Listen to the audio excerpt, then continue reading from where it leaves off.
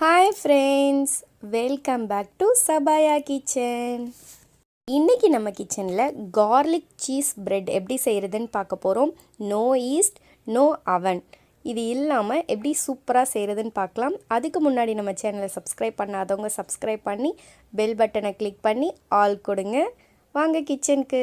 இப்போது இது செய்கிறதுக்கு நான் 2 கப் அளவுக்கு மைதா எடுத்திருக்கேன். அதில் கொஞ்சமாக உப்பு சேர்த்துக்கோங்க. அப்புறம் சுகர் பவுடர் 1 ஸ்பூன் சேர்த்துக்கோங்க.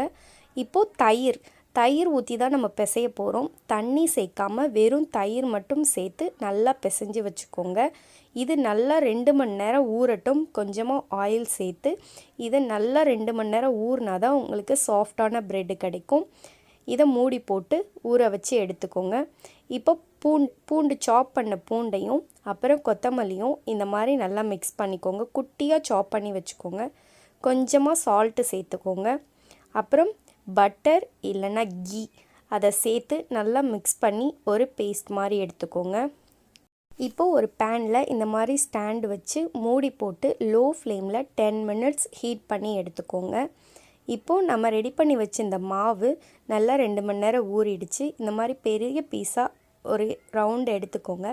எடுத்துகிட்டு இதை கொஞ்சம் திக்காகவும் இல்லாமல் தின்னாகவும் இல்லாமல் மீடியமாக பரத்திக்கோங்க. அதில் நம்ம ரெடி பண்ணி வச்சுருந்த கார்லிக்கை சேர்த்து அப்புறம் கொஞ்சமாக சில்லி ஃப்ளேக்ஸ், பெப்பர் இது 2யும் சேர்த்துக்கோங்க. சேர்த்துட்டு ஸ்வீட் கார்ன் அதை இந்த மாதிரி கொஞ்சமாக சேர்த்துக்கோங்க. இதை ஆஃப் மூன் மாதிரி ரெடி பண்ண போகிறோம். அதனால் ஒரு சைடு மட்டும் வச்சுக்கோங்க.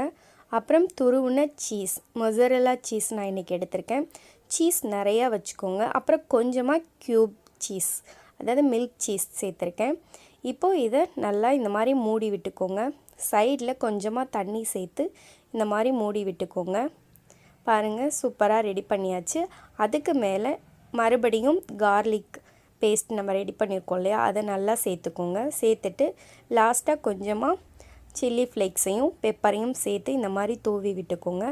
அந்த நம்ம ரெடி பண்ண போகிற பிளேட்டில் கொஞ்சமாக கீ இல்லைன்னா ஆயில் சேர்த்துக்கோங்க. இந்த மாதிரி கட் பண்ணி விட்டுக்கோங்க கொஞ்சம் கொஞ்சமாக. அப்போ தான் ஃபுல்லாக உள்ளே குக் ஆகும். அந்த மாதிரி கொஞ்சம் கொஞ்சமாக கத்தியை வச்சு கீறிக்கோங்க.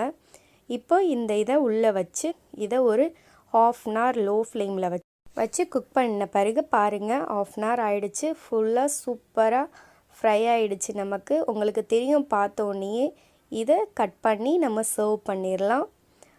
உங்களுக்கு பீஸா கட் இருந்துச்சுன்னா அதை வச்சு கட் பண்ணுங்கள், இல்லைனா சிசர் வச்சு கட் பண்ணிக்கோங்க. பாருங்கள், சூப்பரான சீஸ் கார்லிக் பிரெட் ரெடி ஆயிருச்சு.